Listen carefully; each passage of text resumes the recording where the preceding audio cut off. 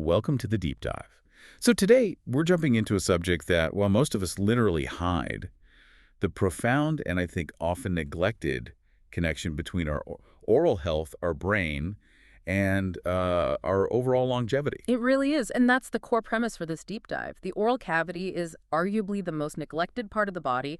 We need to be really clear here. Tooth decay, gingivitis, and especially periodontal disease, these are true diseases.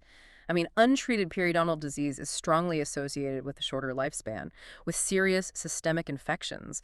And yes, the sources confirm it can even lead to death. Okay, so let's unpack that systemic connection. The research we've looked at suggests this is a direct disease web. It links poor oral hygiene, so inflammation of bacteria, to heart disease, stroke, diabetes, cancer. And critically, neurodegenerative diseases, dementia and Alzheimer's. How does that actually happen? How does the mouth connect to, say, the heart? Well, it's this constant inflammatory cascade. And, the bacteria themselves, the research shows specific oral bacteria, they don't just stay put.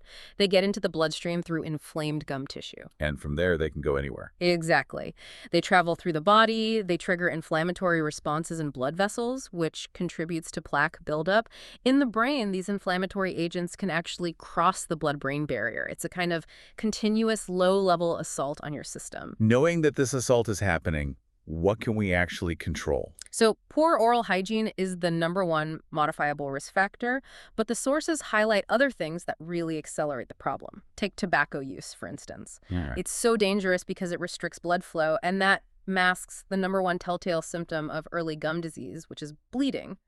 Or, chronic stress. High cortisol levels lower your immune defenses, making it way easier for oral bacteria to take hold. And there's a key distinction here, isn't there, between what we can reverse and what we can only manage. That is the most important point. Early gum disease, gingivitis, is completely reversible with proper care. Okay. But once that progresses to periodontal disease, you have irreversible bone loss around the tooth. You can get treatments like bone grafting to stabilize it, but you can't cure it.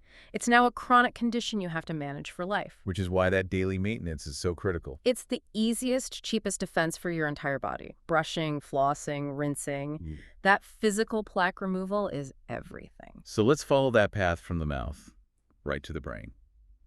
Given this link to cognitive decline, the research really stresses self-advocacy at the dentist. Oh, absolutely. You need to ask for a complete periodontal examination, not just a quick look. It's crucial to understand your true diagnosis. What does that mean exactly? Well, 1 to 3 millimeter readings are considered normal, but that's not the whole story. You have to look at gum recession, bone loss on an x-ray, your systemic conditions.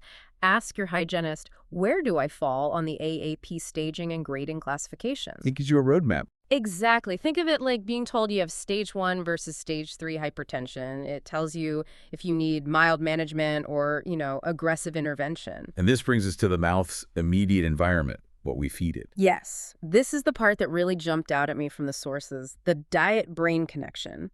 If you adopt a simple carbohydrate-based diet, so bread, pasta, rice, sugar, the research suggests you're looking at a staggering 400% increased risk of Alzheimer's disease. Hold on, a 400% risk increase just from simple carbs. I mean, that's just huge. It's that level of sugar that drives the systemic inflammation we were talking about, which then fuels cognitive decline. And that's before we even bring up alcohol. Right. Alcohol is just detrimental to brain function. The sources talk about it creating potholes in the white matter, that's the brain's communication wiring, and heavy chronic drinking causes scalloping, a global decrease in brain activity that literally shrinks the brain.